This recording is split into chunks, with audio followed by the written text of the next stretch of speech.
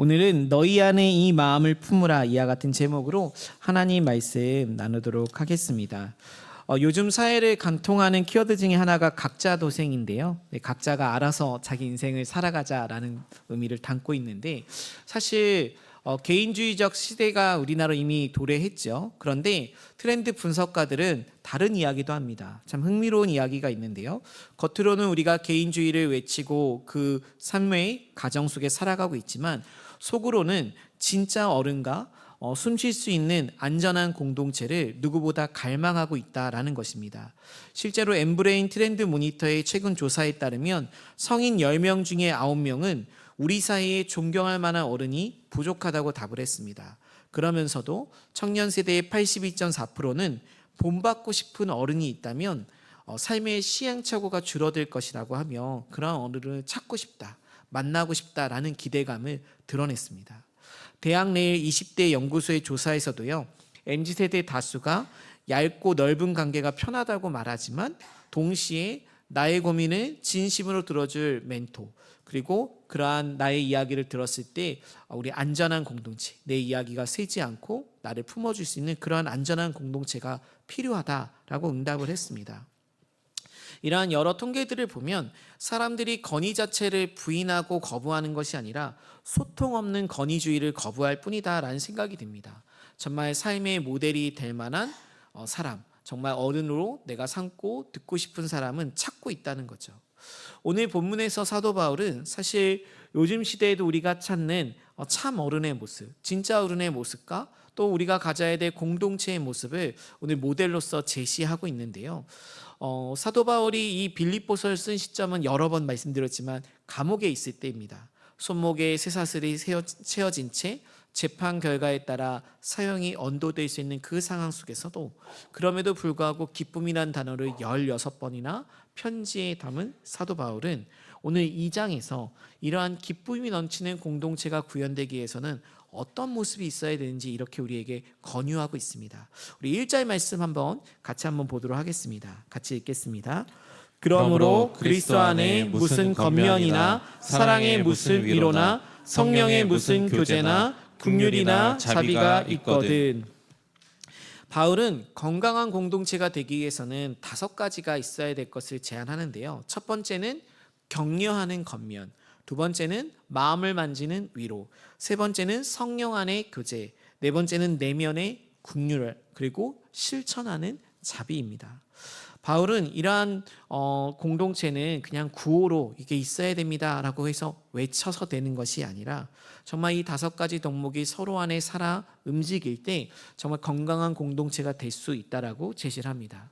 그러면서 또 3절에서는 건강한 공동체를 해야 하는 2가지 독소가 있다고 하면서 지목을 하는데요. 그것이 뭐냐면 우리 3절 말씀 한번 같이 읽어볼까요?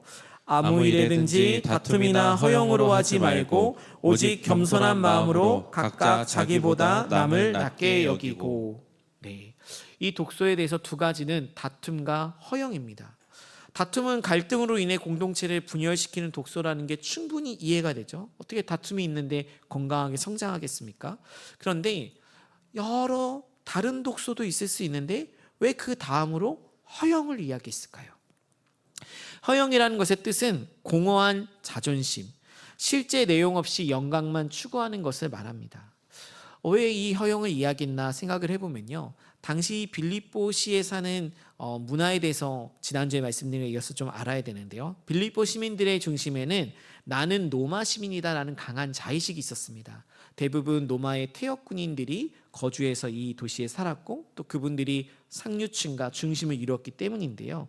이들은 어딜 가나 자신들이 로마 제국을 세우는데 일조를 했기 때문에 그에 맞는 대우를 받기를 원했습니다.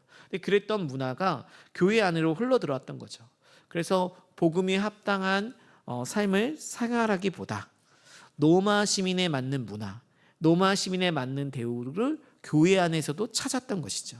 그러한 문제들이 있었기 때문에 사도 바울은 이 허용을 이야기한 것이 아닌가 싶습니다. 오늘날에도 우리가 그럴 수 있습니다. 내가 속한 조직에서 내가 어떤 직책까지 올라갔다. 내가 이 조직에서 얼마를 기여를 했다. 내가 이 공동체를 위해 수년간 희생했다. 이러한 나의 지위나 이력이나 공로가 나를 대하는 대우의 기준으로 삼고자 할 때 공동체는 서서히 깨어지기가 쉽습니다.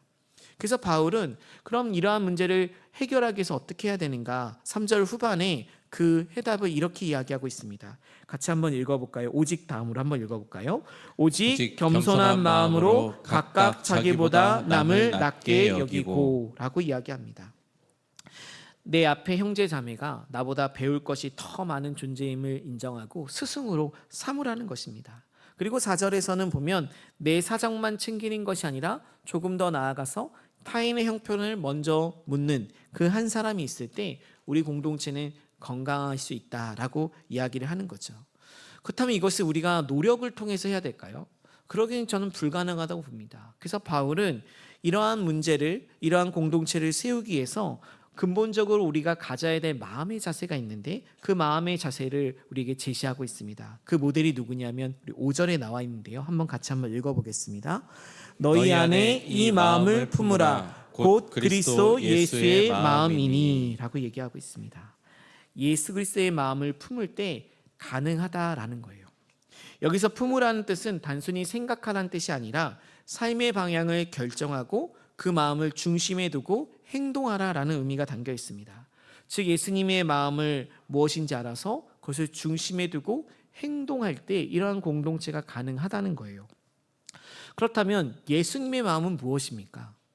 오늘 본문 6절에서 8절에 예수님께서 3번의 자발적 선택 속에서 그 마음이 드러나고 있는데요.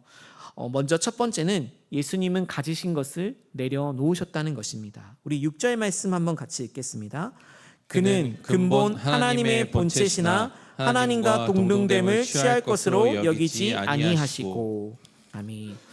우리가 삼위일체라고 하죠. 우리가 성부 하나님, 성자 예수님, 성령 하나님이 한 하나님이다. 그런데 한 하나님이 본체는 같으시나 하는 역할이 다르다라고 저희는 믿고 있습니다. 그래서 예수님은 하나님이신데요. 그 하나님과 동등됨을 취할 것으로 여기지 않으셨다라고 얘기했습니다. 여기서 취할 것이라는 단어의 의미가 살펴보니까 좀 특이해요. 당시 사회에서 전쟁에서 이긴 병사는 당연히 전리품을 가지고 왔습니다. 그리고 그 전리품을 승자의 선물이고 또 자기가 승리한 선물이기 때문에 움켜쥐고 절대 놓지 않으려고 했죠. 반드시 될 수 있다면 고향에 갖고 와서 가족들에게도 보여주기도 하고 또는 그것을 팔기도 했겠죠. 어떤 것들은. 그래서 당연한 권리처럼 붙들고 있는 이 모습이 취할 것이란 단어의 뜻입니다. 그러니까 너무나 당연하기 때문에 결코 승리의 선물, 내가 목숨을 걸고 전투에서 이겨서 얻어낸 선물이니까 놓을 수가 없는 거예요. 그런데 예수님은 하나님과 동등된 그 권리, 당연히 가질 수 있는 그 지위를 전리품처럼 여기지 않고 붙잡지 않으셨다라는 것입니다. 이것이 참 중요한 의미가 있습니다. 우리가 첫 번째 우리 인류의 조상인 아담을 생각해 보면요, 그는 하나님처럼 되려고 살았죠. 그래서 모든 에덴 동산의 모든 것을 누리면서 딱 하나 선악과만 먹지 말라고 했는데 어떤 거에 유혹에 넘어갑니까? 하나님처럼 될 수 있다라는 그 말에 사실은 유혹이 되어서 먹게 됩니다.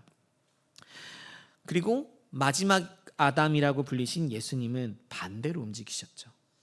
비우기로 자신을 하나님과 같은 분이지만 비우기로 선택하셨습니다. 사실 우리의 인간의 눈으로는 이 비운다는 것이 어느 정도인지 사실 이해할 수도 없는 거죠. 근데 중요한 것은 죄는 높아지려는 욕망에서 시작되었지만 구원은 낮아지려는 사랑에서 우리에게 다가왔다라는 것입니다. 그것이 예수님께서 이 내려놓은 가운데 보이신 선택의 모양이라는 것이죠. 두 번째로 예수님은 가장 낮은 자리로 내려가셨습니다. 우리 7절 말씀인데요. 한번 같이 한번 읽어보겠습니다. 오히려 자기를 비워 종의 형체를 가지사 사람들과 같이 되셨고. 오늘 예수님께서는 자기를 비우셨다라고 말씀하고 있습니다. 이 뜻은 신성, 예수님이 가지신 하나님의 속성을 포기하신 것이 아니라 그 신성에 따르는 특권을 스스로 내려놓으셨다라는 의미입니다. 법적으로는 여기서 종의 형체를 가진다 했는데요. 당시 종은 법적으로는 아무런 권리도 없는 사람이었습니다. 그 종의 자리까지 내려오셨다라고 말씀하셨어요. 당시 종은 자신의 의지로 어떤 결정도 내릴 수가 없었거든요. 그러니까 예수님은 창조주이시지만 피조물 중에 가장 낮은 자리로 내려오셔서 스스로 모든 특권과 모든 것들을 제한하시고 그 마음을 종의 자세로 내려오셨다라고 말씀하고 있습니다. 세 번째로 예수님은 십자가의 자리까지 끝까지 내려가셨다라고 이야기하고 있습니다. 우리 8절 말씀인데요. 한번 읽어보겠습니다. 사람의 모양으로 나타나사 자기를 낮추시고 죽기까지 복종하셨으니 곧 십자가에 죽으심이라. 아멘. 십자가는 로마 제국에서 가장 극악한 범죄자에게 내리는 처형이었습니다. 그리고 유대인들에게는 나무에 달려 죽는 것이 하나님의 저주를 받았다라고 여겨졌습니다. 그래서 십자가 형벌을 받았다고 하면 사람들이 그쪽으로는 고개도 돌리지 않았어요. 그런 것이 당시 십자가형이 받는 죄인들을 향한 시선이었습니다. 그런데 가장 수치스럽고 고통스러운 그 끝까지 주님께서는 몸소 걸어가셔서 감당하셨다는 거죠. 그래서 바울은 어떻게 표현하고 있습니까? 8절에 보면 죽기까지 복종하셨다라고 말씀하고 있습니다. 그러니까 주님의 순종에는 부분적인 순종이 없었던 거예요. 괜찮아 보이는 데까지 내가 계산했을 때 이 정도는 내가 감당할 수 있지 하는 데까지만 한 것이 아닙니다. 그분은 자발적으로 십자가를 지어서 실제로 죽을 수 없는 분이 죽음을 경험하는 그 자리까지 순종하셨다라는 것이죠. 이 세 번의 선택 속에서 우리는 예수님의 마음을 볼 수 있는데요. 예수님의 이 자기 비움과 십자가의 순종이 선택이 가능했던 진짜 이유는 뭘까요? 그것이 단순히 예수님이 선하셔서 낮아지시기 위해 작정하셨기 때문일까요? 그것이 아니라 하나님이 옳으시다라는 그 확신, 그 믿음을 가지고 주님의 구속의 계획을 이루기 위해 자기를 낮추기로 결정하셨던 것입니다. 그렇기 때문에 강요된 희생이 아니라 하나님에 대한 신뢰, 하나님에 대한 사랑을 알기에 자발적으로 그 길을 선택하셨고 그게 낮아짐이었기 때문에 그 길을 따르셨던 것입니다. 이것이 우리가 품어야 될 예수님의 마음의 본질입니다. 도덕적으로 우리가 낮아지고 뭔가를 내려놓고 하는 것이 아니라 하나님이 원하시면 죽기까지도 낮아지는 그 자세를 취하신 것이 예수님의 마음의 핵심이라는 거죠. 이러한 선택이 오늘 우리 시대에도 어떻게 다가올 수 있는가 보여지는 어른이 있는데요. 한국의 슈바이처라 불렸던 저는 장기려 박사님이 생각이 나더라고요. 이 장기려 박사님은 이북에서 내려오셨죠. 그래서 이북에 둔 가족과 아내분을 생각해서 평생 독신으로 한국에서 사셨습니다. 당대 최고의 외과 의사였는데요.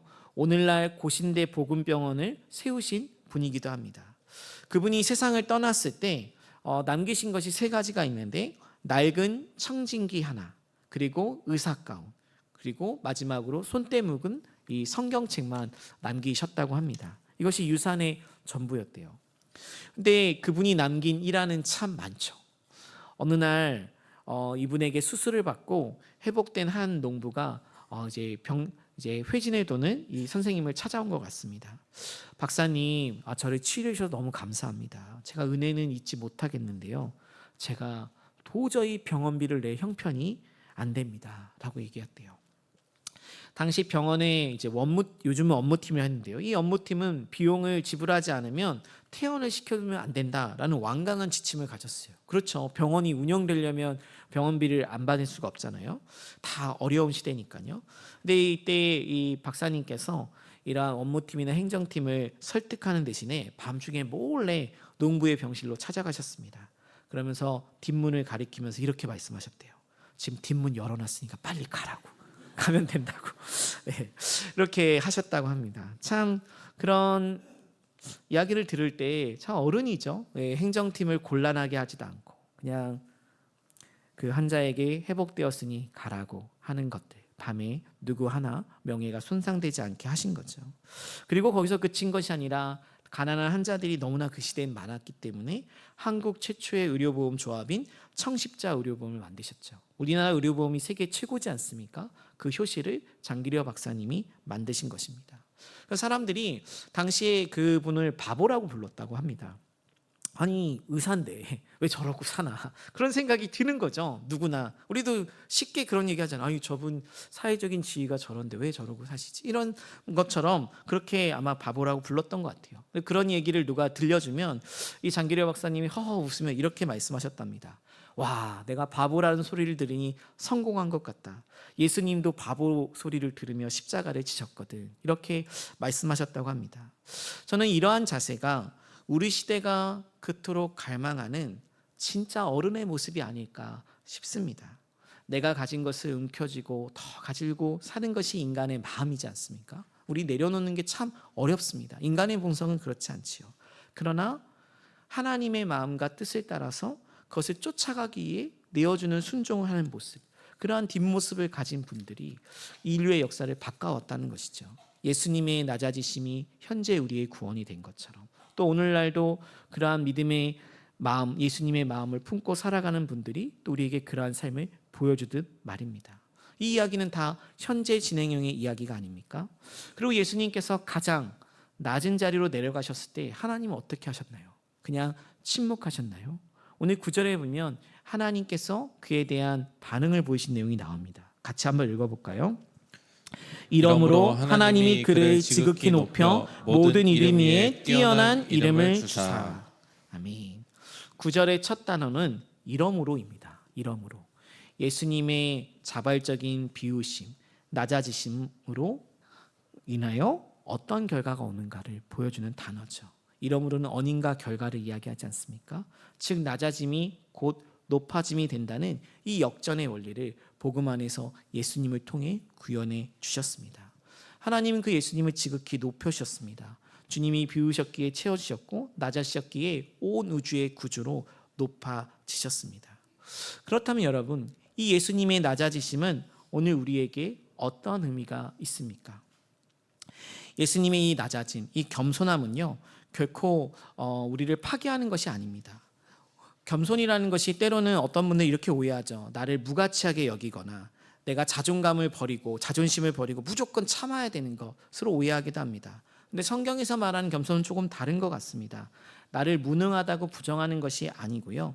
오히려 내가 하나님의 사랑을 받은 소중한 존재라는 이 확고한 정체성 위에서 나오는 것입니다. 그러한 마음이 있기 때문에 나의 것을 내어줄 수 있는 거죠. 진짜 실력 있는 사람은 남을 위해 낮은 자리를 택할 수 있지 않습니까? 거기서 또 낮은 자리에서 자기의 실력을 따라 또 행동하는 것이죠. 겸손은 힘이 없어서 당하는 비굴함이 아니라 힘이 있지만 사랑하기 때문에 그 힘을 쓰지 않도록 결정하는 실력이라는 것입니다. 하나님 안에서 내가 누구인지 분명히 아는 사람만이 내 지위와 권리를 담대히 내려놓는 선택을 할 수 있는 거죠. 그래서 우리는 이 5절 말씀으로 다시 돌아갔으면 좋겠는데요. 이 5절의 말씀 한 번 더 읽어봤으면 좋겠습니다. 같이 읽겠습니다. 너희 안에 이 마음을 품으라. 곧 그리스도 예수의 마음이니. 아멘.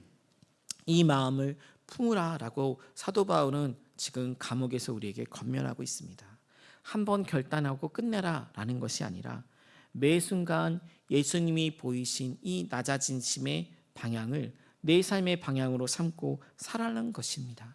그리고 이 낮아짐의 방향은 잠시 말씀드렸지만 하나님이 뜻이었기 때문에 낮아짐을 결정했던 것처럼 하나님의 뜻을 따라 우리도 그 길을 선택해서 가는 것입니다. 이러한 그리스도의 마음을 닮은 사람들이 세워질 때 우리가 어떻게 우리의 일상이 달라질 수 있을까요? 바울이 1절에서 제시한 덕목들이 잠깐 생각이 나십니까? 우리 한번 1절 눈으로 한번 보셨으면 좋겠는데요. 저도 생각이 안 나기 때문에 봅니다.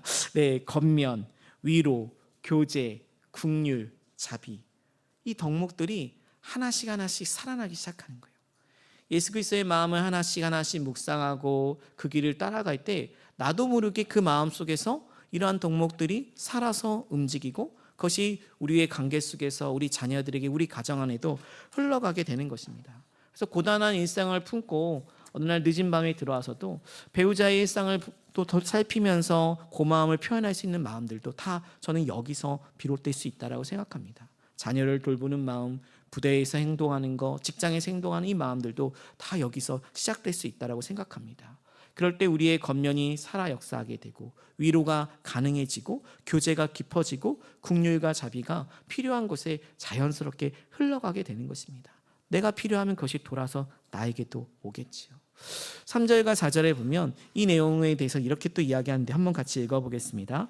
아무 일에든지 다툼이나 허용으로 하지 말고 오직 겸손한 마음으로 각각 자기보다 남을 낮게 여기고 각각 자기 일을 돌볼 뿐더러 또한 각각 다른 사람의 일을 돌보아 나의 기쁨을 충만하게 하라. 아멘. 개인의 덕목처럼 보이지만 사실 이 3절과 4절도 공동체의 작동 원리입니다. 나보다 남을 낮게 여기는 자세, 내 일만이 아니라 다른 일을 돌보는 자세. 그러할 때 이 두 가지 자세가 우리 안에 공동체 안에 있을 때 자연스럽게 공동체가 생명력을 갖추게 되는 거죠. 또 우리 공동체를 벗어나서 우리가 해군의 병대 교회라는 큰 틀을 볼 때 또 우리가 흘려보낼 수도 있게 되는 것입니다. 그래서 늘 우리가 어려운 교회, 또 우리가 옛날에 섬겼던 그 교회가 어떤 일이 있는가 늘 주목하고 관심이 가고 기도를 하고 뭔가 도울 일이 없는가 생각하는 것처럼 말이죠. 마귀를 뜻하는 디아블로스라는 이 단어가 있는데요. 이 뜻의 의미는 나누는 자라는 뜻이 있습니다. 즉 마귀는 다툼과 허용을 부추겨서 공동체를 깨트리려고 합니다. 근데 다툼과 허용의 마음은 우리 안에 자연스럽게 있는 겁니다. 내 생각을 끝까지 놓지 않으면 둘이 만나면 생각이 다르면 다툴 수밖에 없고 내가 가진 의식이 끝까지 자기만 주장하면 그것이 허용으로 보여줄 수밖에 없지요. 근데 이 전략을 깨트리는 유일한 무기가 무엇입니까? 예수 그리스도의 마음으로 자발적으로 낮아질 때 가능하다는 것입니다. 개인의 낮아짐이 공동체의 하나됨을 이루고 그 하나됨이 하나님의 영광을 드러낸다라고 오늘 성경은 이야기하고 있습니다. 그래서 우리가 낮아지는 것이 결코 손해가 아닌 거죠. 예수님이 증명하셨고 오늘 그것을 살아내는 이 시대의 어른들이 그것을 증명하고 있는 것입니다. 제가 설교의 서두에 오늘 우리 시대에 진짜 어른을 우리 청년들이 또 젊은 분들이 찾고 있다는 이야기를 했는데요. 또 성인들도 찾고 있죠. 성인 중 9명이 그런 어른이 없어서 안타깝다라고 말하는 이 시대에 우리가 실제로 그런 어른을 어디서 찾아볼 수 있을까요? 저는 당연히 주장할 수 있는 권리를 움켜쥐지 않고 가장 낮은 자리로 내려가 기꺼이 흘려보낼 수 있는 그 예수님, 그리고 그 마음을 따라 밤중에 병실의 뒷문을 열어주며 사람들을 가게 하시고 그런 것들을 연구하다 보니 시스템을 바꿔야겠다고 해서 의료보험에 기초를 놓으신 장기려 박사님, 그러한 그리스도인들 하나하나가 하나님의 뜻을 쫓아 낮아짐을 실천할 때 그런 분들이 진짜 어른이 되지 않을까요? 그런 어른들이 많아진 공동체가 정말 소속하고 싶은 공동체가 되지 않겠습니까? 그럴 때 겉면이 살아나고 위로가 흐르게 되고 긍휼과 자비가 자연스럽게 작동하게 되고 내 능력과 내 공로와 내 과거의 이력을 자랑하기보다 상대를 높이고 상대를 형편을 살피는 그 공동체, 늘 다른 이들의 마음을 살피는 그 공동체가 있을 때 그러한 마음으로 예수님의 마음을 가지고 우리의 일상을 살 때 어떤 일이 일어나겠습니까? 저는 그 선택이 우리의 가정을 살리고 우리가 몸담고 있는 사회와 또 우리의 조직을 살릴 것이라 믿습니다. 복음 안에서 이러한 능력으로 하나님의 마음을 가지고 행할 때 하나님의 살아계심을 드러내는 가장 강력한 증거는 바로 이러한 마음이 흘러넘칠 때일 거라 믿습니다. 바라기는 사도 바울이 감옥 안에 있어도 감옥 밖에 있는 자유인 사람들에게 16번이나 기쁨을 표현하며 그리스도의 마음을 품으라고 했던 이 마음의 외침을 우리가 오늘 이 시대 가운데 각자가 살아내시기를 간절히 축원합니다. 우리 11절 말씀 한번 같이 읽어볼까요? 모든 입으로 예수 그리스도를 주라 시인하여 하나님 아버지께 영광을 돌리게 하셨느니라. 아멘. 낮아지신 분이 온 위주의 주가 됐다는 이 선언, 성도의 삶도 내 권리를 주장하는 삶이 아니라 그리스도의 비움과 순종을 따라 살아갈 때 하나님께서는 우리를 통해 영광을 받으실 것입니다. 이번 한 주 동안 우리 성도님들도 그렇고 저도 그렇고 이 질문을 스스로에게 계속 물어보며 한번 한 주를 살아내셨으면 좋겠어요. 오늘 내가 그리스도의 마음을 품었기에 내가 내려놓을 수 있는 권리가 무엇인가 한번 생각해 보셨으면 좋겠습니다. 가정에서 또 우리 직장에서 또 부서에서 각자 살아가는 삶의 터전 속에서 이 질문에 응답할 때 우리의 삶을 통해 예수님의 마음이 우리가 살아가는 모든 삶의 현장에서 일상에서 살아 역사하기를 간절히 축원합니다.